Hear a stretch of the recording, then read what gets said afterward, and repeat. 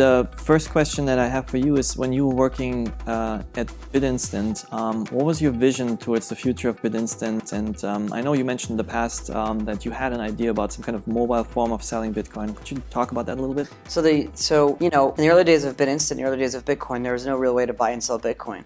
And if we look at a bridge, right, connecting one piece of land to another, the old piece of land is the old traditional banking system, and the new land is Bitcoin and cryptocurrency. We were having to rent other bridges and pay a very high toll to do that. And for our all of our customers and people who wanted to get involved in cryptocurrency, they were having to drive over this old, rickety, slow bridge and pay a very high toll. And that was how we were doing it. And the fees were high and it was very uncomfortable. But, you know, cryptocurrency still grew and still got to where the point was today. The idea was to build our own bridge and was to have our own bank in the box, right? Our own banking kiosks, ATMs, to be able to allow people to be able to walk up to these machines 24 hours a day, buy, sell, and operate within the crypto space, do loans, things like that. Back then in 2010, there was no real way to do that. There was no operational know-how. There was no understanding, and it was, you know, to build a bridge is not an easy thing to do.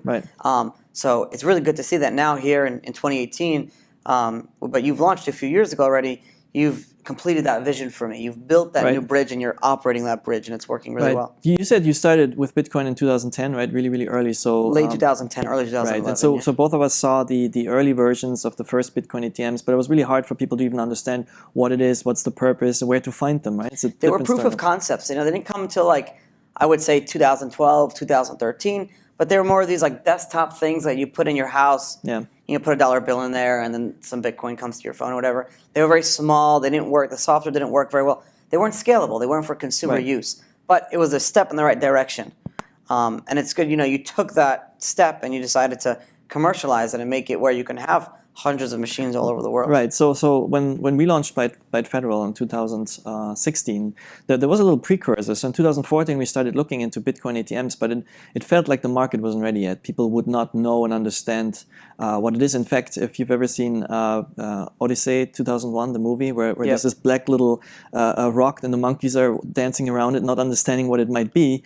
I had some friends in Europe. They put a Bitcoin ATM there, and if nobody bought anything, people were just staring at it. Like, what kind of alien object? Interesting. Yeah, but now, of course, it's different, especially in the United States. Now people rely on them. The first thing you do when you travel to a town is, where's the closest Bitcoin ATM?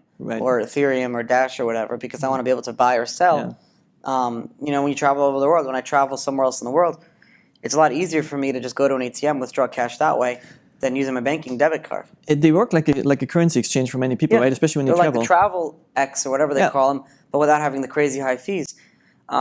Just the other day, I was traveling. I was in Austria. I get out of the airport, and I checked my phone, and I said, "How many euros is $500 worth?" And I think it gave me a number. It was like 300 something. I forget the exact number, but then I didn't want to.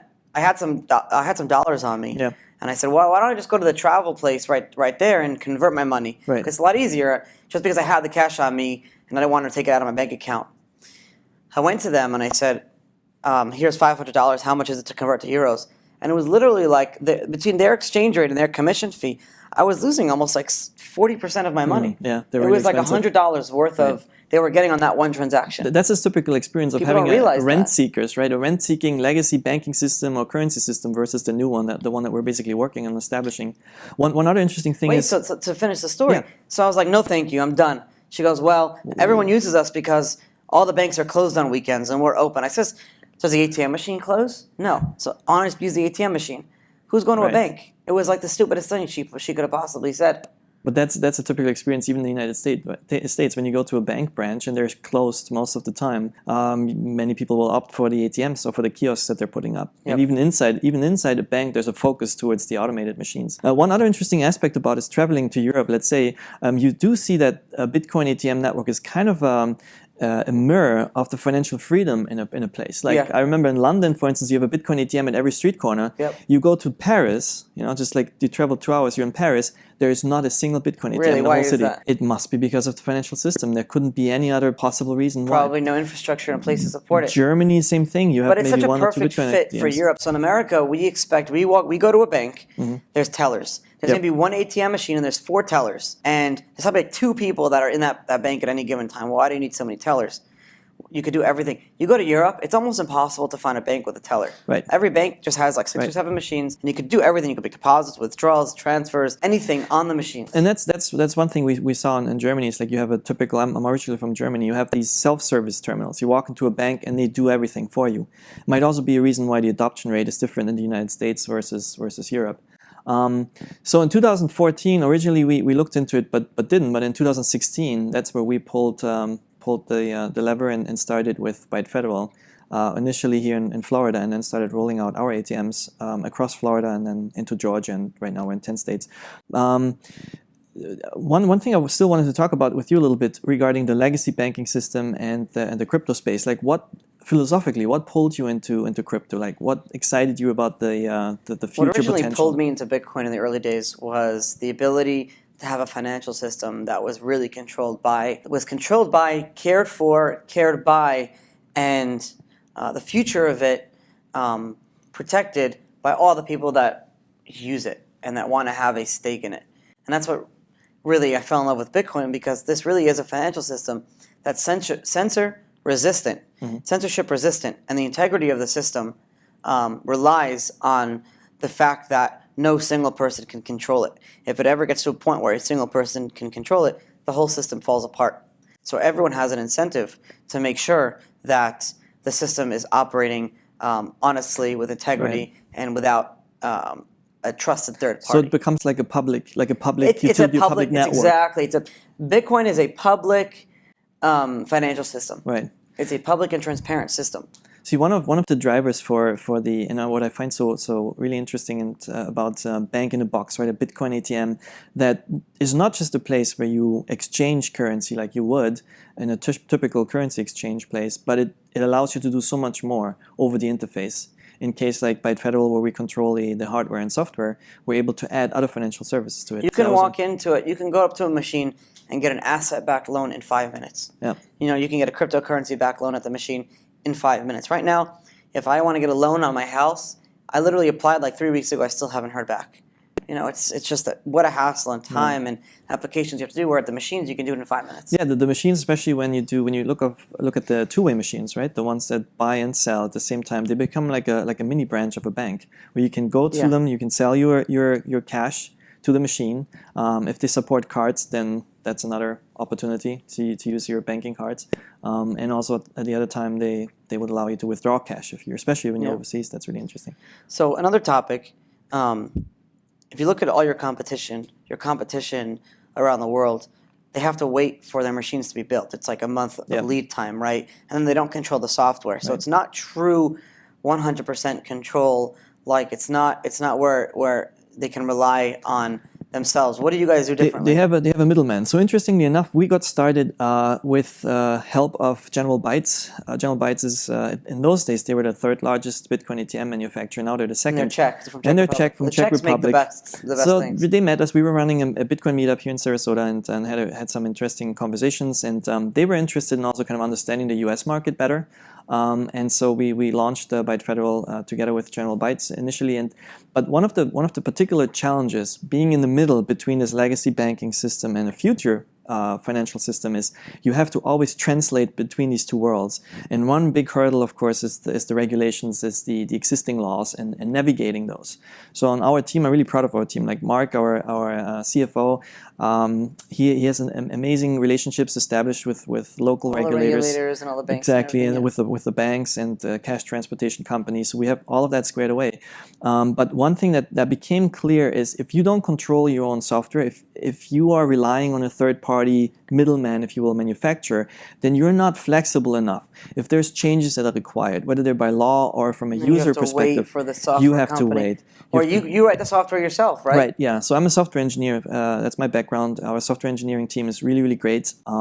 They have financial backgrounds in building trading systems and user interfaces. And so, yeah, it's all built in-house. And so what about your machines? The machines also, now the latest model is Byte Federal machines. Byte Federal machines. You're building these just for your own. You're not selling them to anyone. No, These are you build them. You need machines. You go out and build them here in Florida. Correct. So the lead time is a lot shorter and the price is a lot lower. We source all the material here in the United States. They're US built, if you will. Beautiful. Yeah, it's really nice. And no lead time, not waiting for China.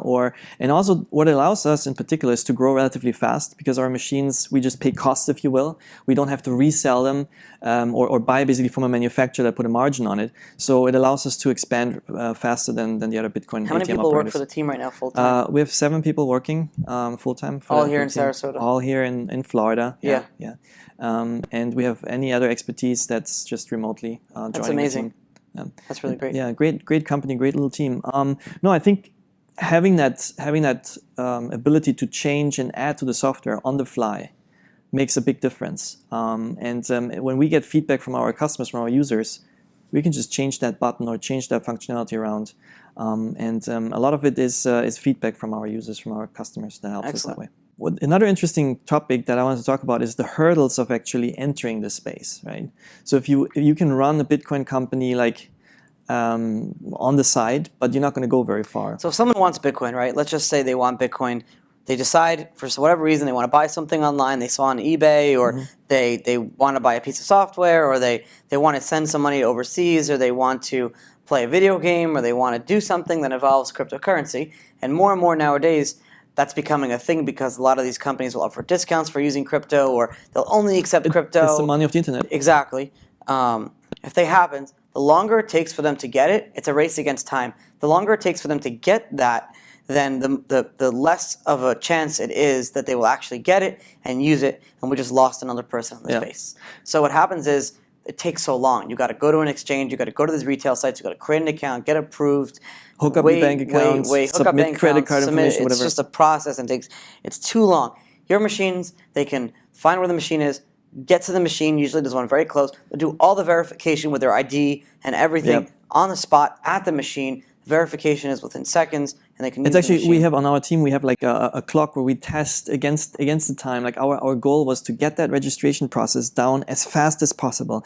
Like all the regulatory steps are in there, but to squeeze that time down and make it so simple that anybody, like your 90-year-old grandma that still doesn't understand, still hates the Fed and wants to take some of her funds and move it into Bitcoin. So the interesting aspect that we saw is some of our Bitcoin ATMs become like meetup places, ad hoc meetup places, where people go to talk about crypto or bring their parents and say, like, they point to the ATM, this is Bitcoin. Yeah. Because it's the only way that they can understand a digital asset, if you will. Some people have a hard time. They need a physical manifestation. They need a physical manifestation. And you guys took a very interesting step, right? So most companies will kind of like wait for the regulators to come to them. You guys decided to contact every state and every regulator. Yes. And why did you do that? What did you do? So from the very beginning, we wanted this particular company to be going into the banking sector, doing everything correct by the book, and taking on the existing landscape as it is, as a challenge, if you will. Work with them and present them a better, superior model. Every state has a Department of Financial Services. How many are you speaking to? We spoke to all of them. It's a question of whether they return basically your calls, but we speak to a majority of them. We're in contact with them, and we had a presentation even here in Florida. The financial regulators in Florida, the office, they came for field test. So we presented an ATM, we walked them through the sign-up steps to the purchase and sale of Bitcoin, and that was pretty amazing. So I kept seeing them, and they were excited about it too, because what we notice is in law enforcement, in government, when you actually take this technology to them and explain how it works, they're excited because they have nobody else. You know, they feel like there's a certain fear of new technology, especially in an older system, and they feel very welcoming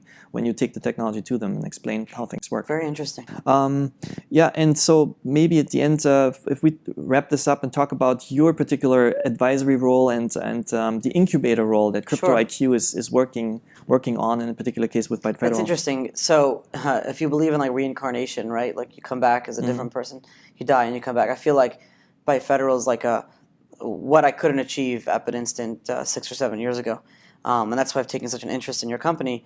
And now, our company, to see it really grow as much as, and I'm really happy to say that the amount you've grown, you've probably grown 8x since we first met a year or two ago, and it's really been unbelievable to see you grow like that. I've taken such an interest, and our team at Crypto IQ just incubating you guys and advising and being there to help you with ideas, relationships, and contacts has been a humbling experience, sometimes a frustrating one, but it's all part of the process, and we've had such a great time doing it. Right. Yeah, your team is really amazing, all the expertise and knowledge that comes from Crypto IQ, so that's definitely something that we admire and are grateful for. Finally, like when it comes to the vision of Bytefederal, right? Like I think we're pretty much on the same page there, right? We see a network of Bitcoin ATMs on every street